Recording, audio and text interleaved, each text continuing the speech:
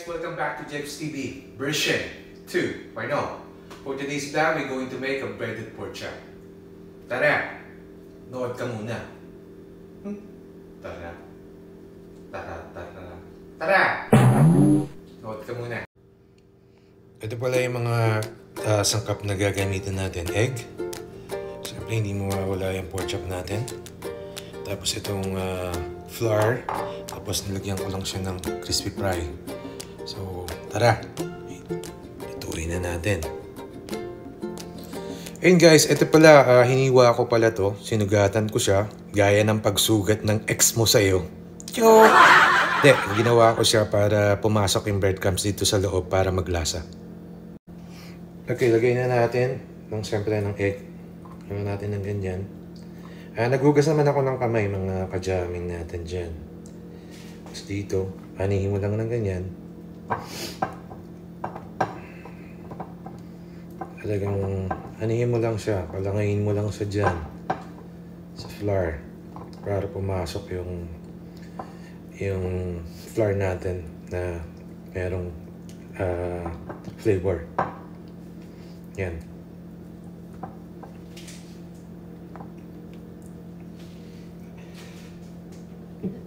Split na natin.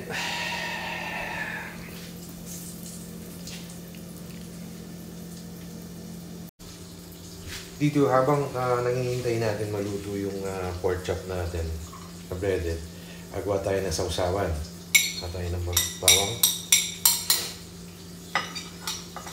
Ito kailangan niya ng maraming sibuyas.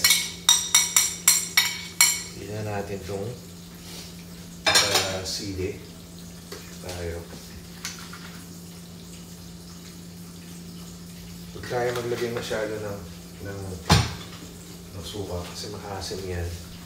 Ang ginagawa ko lang, tinitimpla ko lang siya ng ganyan. Kaya ng tubig. Tayo ng patis. Siyempre, lagyan natin yan ng paminta. So, yung makulay ang buhay. Ngayong Pasko, lagyan mo ng konting toyo. Siyempre, hindi mo mawawala yung natin dyan. Asukal.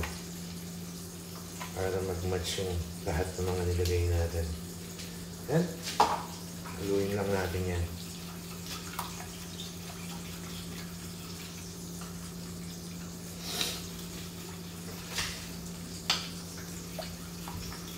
Simple lang yan. Okay na rin na magtensya kung anong gusto niyo lasa. Okay, lagyan niya natin ang suka ni Geraldo.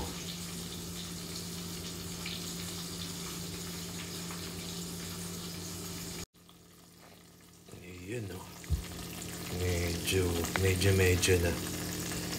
Medyo.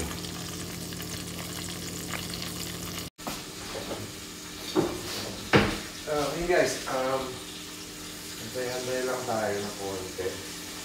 Kahit na yung natin. Oops.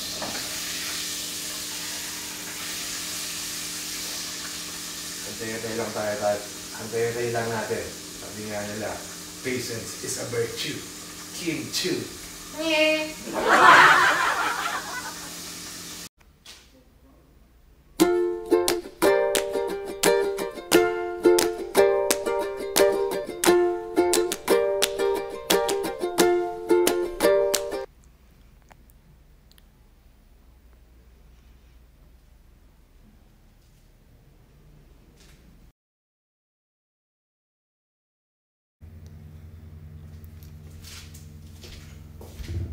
So yun, tapos na ang pork chop, breaded pork chop natin. Siyempre kailangan natin ng kanin dyan. Yun guys, talagang pagluto nito, kailangan lang ng pasensya. Hindi natin pwede siyang biglain. So baka masunog. Natin ito. Oh, mas maganda to. Hinati-hati ko na to eh. Para tapos itong suka. Yan yun. Eh, masarap dyan. Kailangan natin ng serving spoon. Kasi dito, yung suka natin, nilagyan ko ng maraming sibuyas para talagang masarap. Kaya ating ganyan. Ayun. Unang subo para sa inyo ulit. Wow!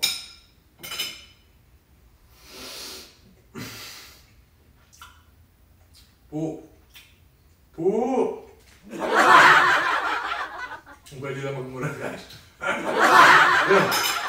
Tama yung niluto natin gano'n. Medyo naging okay siya. Hindi naging medyo okay talaga. Maliniwa ako ito. Ayun. Kung gusto nyo itong video ko, don't forget to like, subscribe na rin kayo.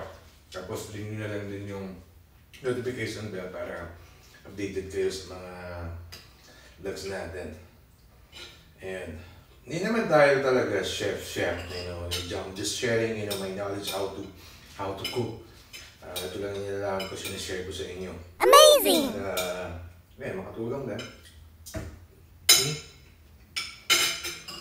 Ito siguro makanghang. Pwede natin itong isabaw. Ang nagawa kaya normally.